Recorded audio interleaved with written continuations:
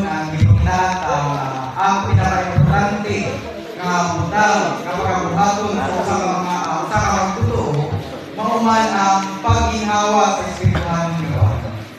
So, after the Lord decided, and kita na po mga ito, He first breath into the disciples. Amen. Sa una niyang gibuhat at daw sa iyang pagkabataw, mauman nga ginhawa siya kana sa mga tinutano. Amen.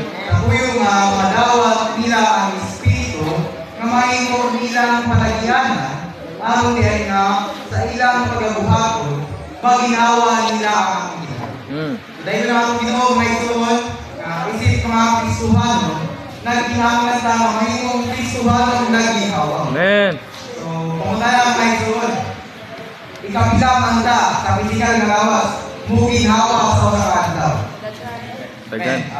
Kung ikaw ta maglunaw pinila ka beses kapila ka magawa sa mga adlaw. So 10 minutos dunay tulong. So ang muwa sa tulong, ang tulong mo na sa pagkaon ngayon. Ang normal nga pagkaon sa mga tao, at least dunay tulong.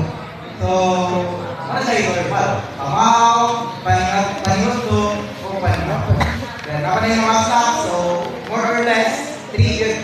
Pero normal, talaga yun. Then, ang pag-inom sa usang adlaw may tuon, 8 to 10 glasses man a day. Kaya kung trabaho ka, mas dagan yun. So, maihapin mo kung ikapila ka kuwaon, maihapin mo kung ikapila ka pinom.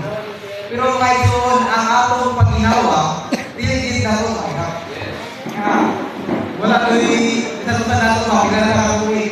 Tarong kawalan nga pag-inabi, wala pa na ito mahirap. Kung ikapila na, hindi ginawa, sulod ka sa adlaw. Tungkol kay mo man siya pinabihan kay katapin nato mga tao. Once kahulugon nato ang atong paginawa, hindi magdugay ang kinabuhi nato mga tao.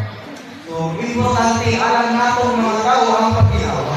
Sa espirituhanon nga bahin, importante hindi nato mga Kristohanon nga paginawa o ng atong espiritu. Amen.